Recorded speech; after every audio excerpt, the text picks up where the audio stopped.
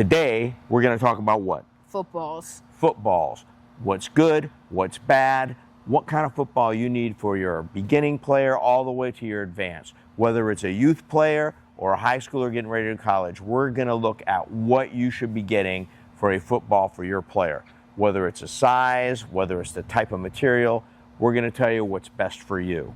So without further ado, we want to welcome you into the first ever tour of the Florida Football Prep Workshop.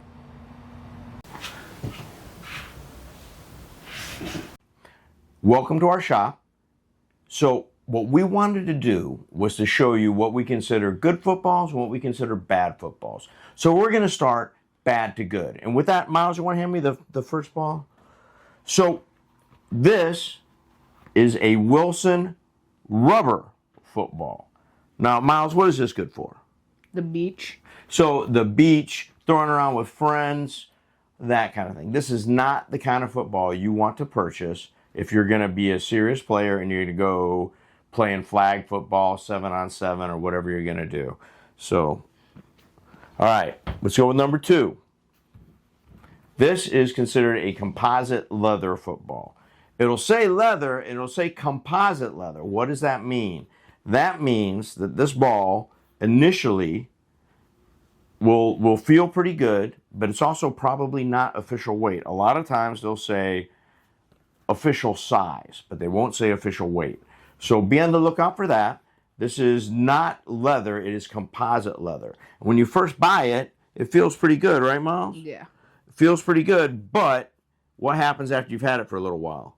It turns kind of slick, right? Or at a certain point, they get pretty tore up. And with a composite ball, there's nothing you can do about it. So once it's tore up and once it gets slippery, it goes in the trash. All right, so last but not least, the ball that is our preference and what you want to use is a leather football, okay? And a good leather football. We'll go a little bit more into that in a second. But when you're looking at a good leather football, they will last a very long time. They can be repaired if they get scuffed up or damaged. You can put a little bit of a conditioner on it and the ball will be like new. This ball is a brand new one that's ready to go from Florida Football Prep that's been already prepared for it. But these are the best balls to use. And the preference is either a GST or a Nike Elite are the best balls on the market to use for your youth player. Okay, so we already talked about the different types of footballs, the rubber, the composite, and the leather footballs. Now we want to talk a little bit about the different types of leather footballs you might find.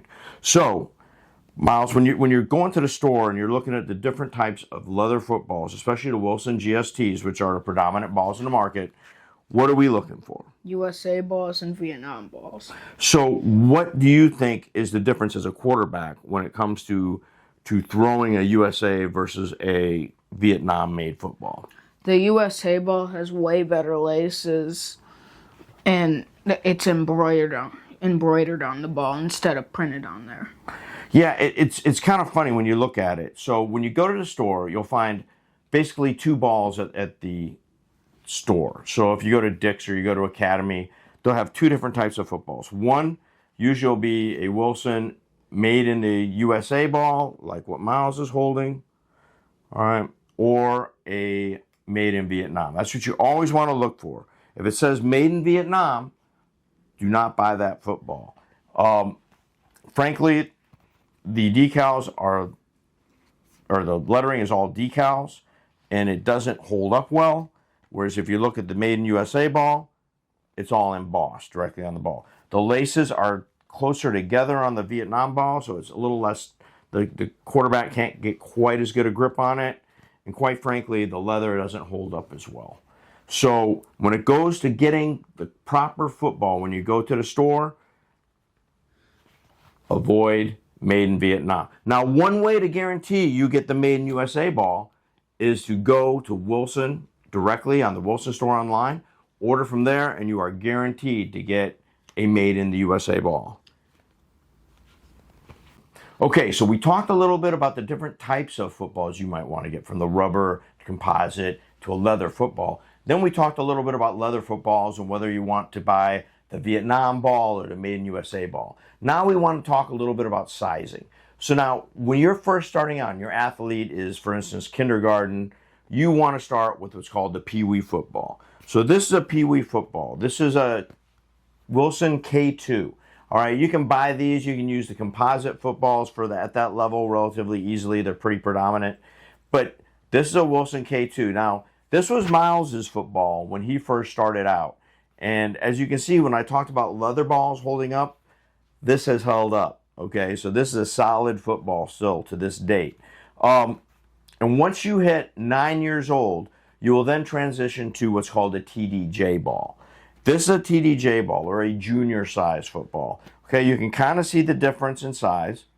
All right, this is a little bit bigger, and it's made for bigger hands. And you will use this football between the ages of 9 and 12 years old. So, for instance, Miles is playing 11U football right now, right? Yep. So, at 11U level, they play with this size football. Okay. Now, hand me a Y. Once you hit 12 years old, you will change to what's called a TDY football, okay? And you can see the size difference is a little bit more, but it's still there. It's a little bit wider. It's a little bit bigger. But this is a TDY ball, and this is for ages 12 to 14. So you would use this on 12U and for 13U and 14U football if you're playing at that level. Okay, and then when you finish playing at that level, last but not least, you get the collegiate-sized football, okay? So this is the last football. This goes from high school through college. This is the correct size football. Now, Wilson makes the GST. They also make an Omega football and a few other variants. But also, Nike is got a lot of footballs, especially at the collegiate level. And they all are kind of an official size and weight. Nike balls vary a little bit. But right now, for the most part, especially in high school level, the Wilson football, the Wilson GST is the standard. So with that being said, we've talked about now the different materials of the football. We've talked about different types of leather footballs. And now we've discussed the sizes of footballs and what you need depending on the age of your athlete. So we've talked about the different materials of footballs. We've talked about the different types of leather footballs. We talked about the different sizes of footballs. But now we want to talk a little bit about variation of balls you can buy. So at the advanced level in high school, we already talked about the GST football. This is the standard NCAA high school football that is used pretty much throughout the nation. Now, some colleges use it.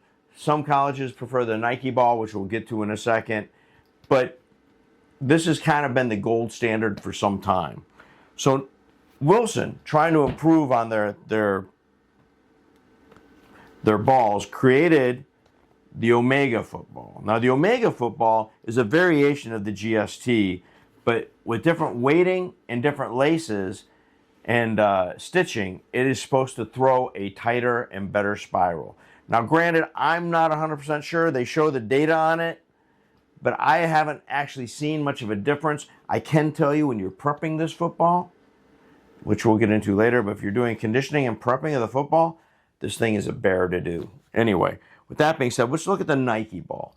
Now, we were talking about a lot of the colleges and universities use a Nike ball. And if you're watching TV and watching your favorite college playing football, there's a pretty good chance if they're wearing Nike uniforms, they're playing with a Nike football. Now, this is a Nike Vapor Elite. Some schools use a Vapor 1.